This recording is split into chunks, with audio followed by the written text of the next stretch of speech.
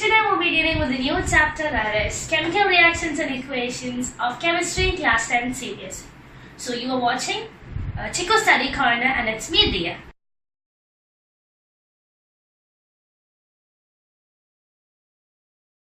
So we'll be dealing with the topics. First thing is physical changes and chemical changes. So what are physical changes? Physical changes are a change, or it's a reaction in which the physical properties is affected, or there's a change in its physical properties. What is an example of a physical change? So when you take a cup of water and you keep it in a refrigerator, it turns into an ice, and when you keep it back outside, it melts and forms water. So that is reversible. That is a chemical change. I mean, it's a physical change.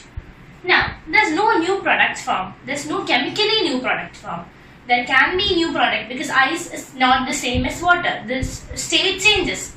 And now we'll deal with the chemical changes. So in chemical changes, a thing that is new product or new chemical composition is formed after the reaction. And the chemical properties are changed. Even physical properties also change. They are irreversible.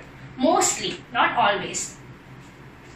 Then next we have to learn how to identify chemical reactions. So how do you identify chemical reactions? Before that we have to know what chemical reaction is, what chemical equation is. So what is a chemical reaction? Chemical reaction is change, or it's a reaction between two different components, two elements to form a new product. That is called as a chemical reaction. So what is a chemical equation?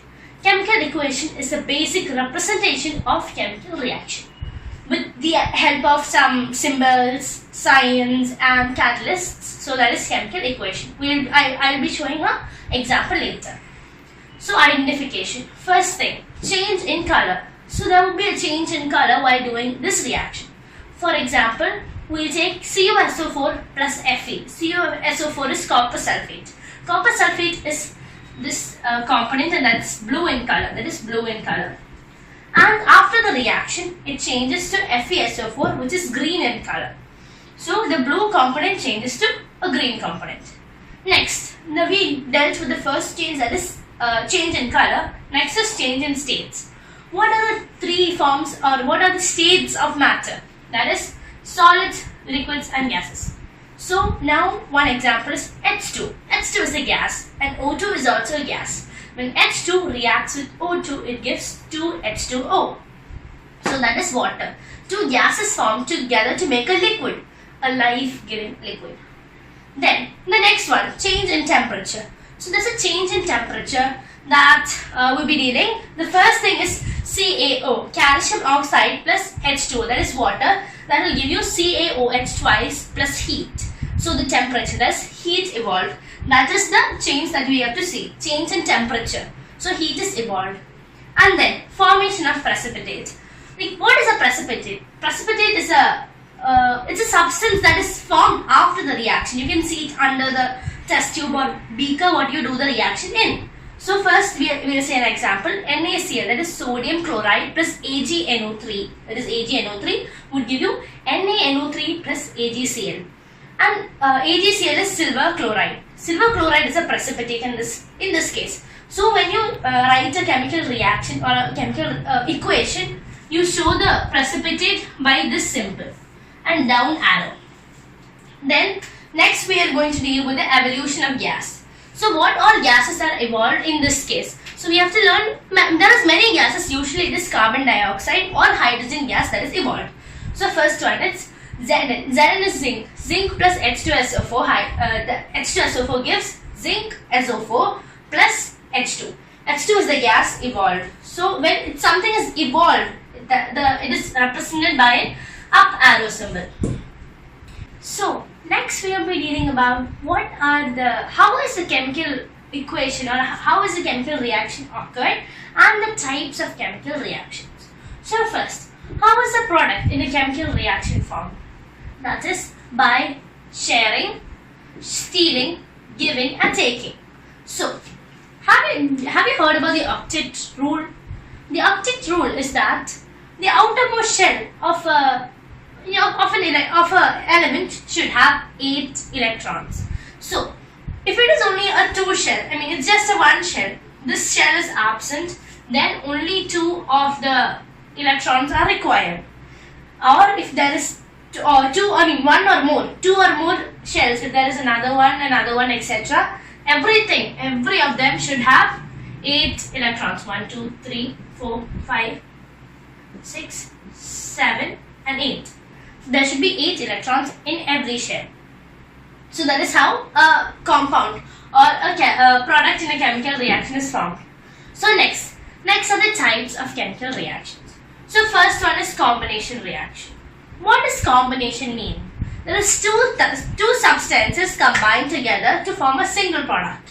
So its generalized form of this reaction is A plus B give rise to C. That is the general form. So we will see the example. The same thing we discussed about this example just before.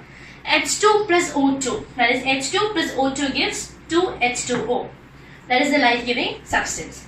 That is two reactions. A and this is A and this is B. This forms C. Another example is Mg plus O2 gives you 2MgO. And then that is all for the combination reaction. So next thing that we are going to lead is about the displacement reaction. So what is displacement reaction? That the definition is a highly reactive element displaces a lesser reactive element. So as you all know, the reactivity series I told in the last video, methods and non-methods, so please check it out for that. So it is given there.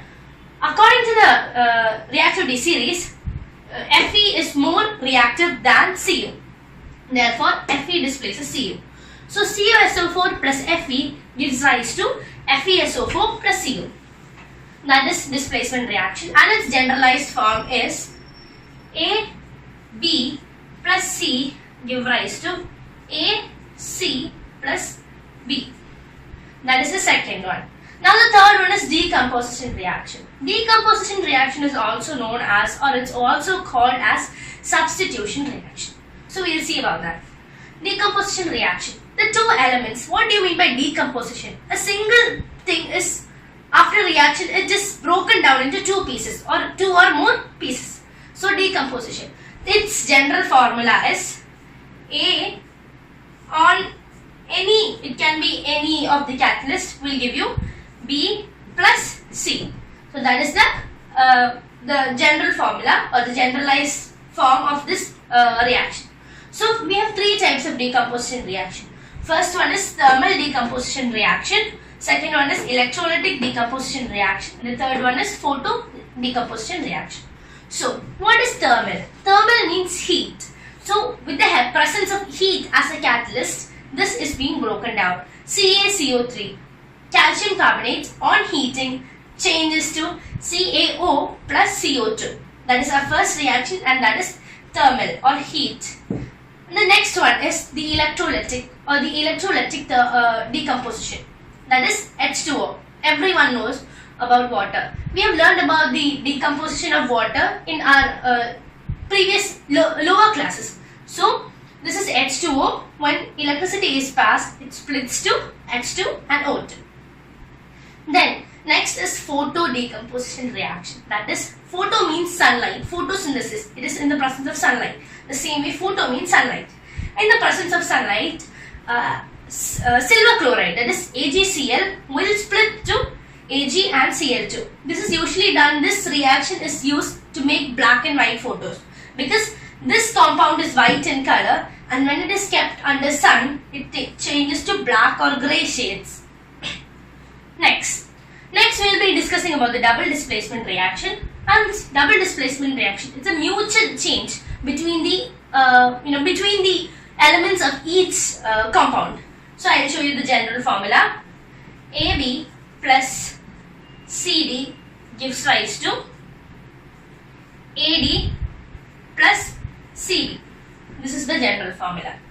And double displacement reaction, first example is NaSO4 plus BaCl2 gives you BaSO4 plus NaCl. And NaCl is a salt. And then HCl. HCl plus NaOH gives you NaCl plus H2O. This is also a neutralization reaction. We will be discussing about this later. Apart from what we have learned, there are many other reactions. That is reduction, oxidation, endothermic, exothermic, then polymerization, neutralization reactions, redox reactions, and more. So we'll be discussing about these in this video. So what is reduction? Reduction means reducing. So you reduce the oxygen or you lose oxygen. Then or else you gain hydrogen or gain an electron to form the component, or remove this plus when you look at here now. Oxidation. Next one is oxidation. Oxidation is the loss of electron or the loss of hydrogen or gain of oxygen. So gain of oxygen, loss of electron and loss of hydrogen. This causes oxidation reaction. So now what is redox reaction? So when you split redox, see red ox. See, this red comes from reduction and ox comes from oxidation. This is how you can remember what redox reaction is. It is when both oxidation and reduction reaction come simultaneously together in a single reaction. So example is given here. That is H2S plus O2 gives S plus HO2, where there is oxidation reaction as well as reduction reaction. So this is another example for oxidation reaction. CuO plus O2 gives Cu plus O2 gives CuO. That is oxidation reaction. And then next one, the same reaction, the same product is put over here, and Cu2 plus H2O gives you Cu plus H2O. So next, endothermic reactions. So what is endothermic reaction? Endothermic reaction is something which you require or you need a catalyst such as heat or sunlight to work. So the first one we are going to be discussing is AgBr. So AgBr is a component that decomposes in the presence of sunlight. So that is a photo decomposer. So AgBr on sunlight, it splits to Ag plus Br. And another example is photosynthesis. Photosynthesis is an example of endothermic reaction. Then exothermic reaction. Now we'll be dealing about exothermic reaction. So exothermic reaction, CH4 methane plus O2 gives you CO2 plus H2O plus heat and light. Here heat is evolved, exo, it is given out. Exo means it's external, it's given out, exo. An example is respiration. When we breathe, you just breathe out, you can feel the heat. So that is exothermic reaction. So next we will be dealing with polymerization reaction. So we will see what is polymerization reaction. It is a reaction in which small units, such called as polymers, a lot of polymers combine together to form a huge chain where it forms an element. So an example is polythene. Polythene is an example. So it is single units. Each unit is called as polymer. And when it comes as a chain, it is called as a polymerization reaction. Polymerization reaction. So next is neutralization reaction. We told about the neutralization reaction before when we were discussing another type of reaction, that was HCl plus NaOH gives you NaCl plus H2O. That is acids plus base gives salts plus water. That is neutralization reaction. This we have already dealt in our smaller classes. We all know about neutralization reaction. So now we have to deal about corrosion and rancidity. What is corrosion? Eating up of metals, or eating up of metals due to the atmospheric components such as heat, oxygen, water, moisture, etc. Or other substances like hydrogen sulfides and other carbonates to form another compound in the same metal. So the famous or the very common one is rusting of iron. So how does iron rust? Iron rusts in the presence of oxygen and moisture. So that is iron is, if it is rusted, it's of no use. So we will discuss how you can prevent rusting or how you can prevent corrosion. Another example is silver. Silver is when it comes in contact with hydrogen sulfide, it turns to Ag2S plus H2, where hydrogen gas is released. And then another one is copper plus, when copper reacts with carbon dioxide, oxygen and water or moisture in the atmosphere, it forms CuCO3 plus CuOH. That is a basic copper oxide, that is basic copper carbonate. So that is black in color, whereas Ag2S is green in color. So now we have discussed what is corrosion. Now we will deal with rancidity. Rancidity, the spoiling of food is called as rancidity. So the food can be spoiled, the fatty or the oily foods are usually spoiled. That is pickles with a high amount of oxygen, if you put your hands into it, it gets spoiled. That's called as rancidity. So how can you prevent corrosion? Corrosion can be prevented by many ways. That is, you can do galvanization, giving a coating, alloying metals, or you can oil them or grease them, as well as you can paint them. So that is how you can prevent corrosion. How to prevent rancidity? Keep the food in airtight containers, and you might have eaten Lay's and other packet foods which has nitrogen gas in it. Nitrogen gas is an antioxidant because its rancidity happens due to oxidation. So an antioxidant can prevent it from being spoiled. So nitrogen filling can also help in doing it. And we have to try our level best not to make the food in contact with the atmosphere, and refrigeration is also a good way of keeping the foods without getting spoiled. Next we learn how to write a chemical equation. First you have to write the skeletal equation, then you have to balance it, and it should be proper. All the symbols should be mentioned properly. For example, in this all the symbols are there. It's not balanced, we learn how to balance the equation. Before that, this is the skeletal equation.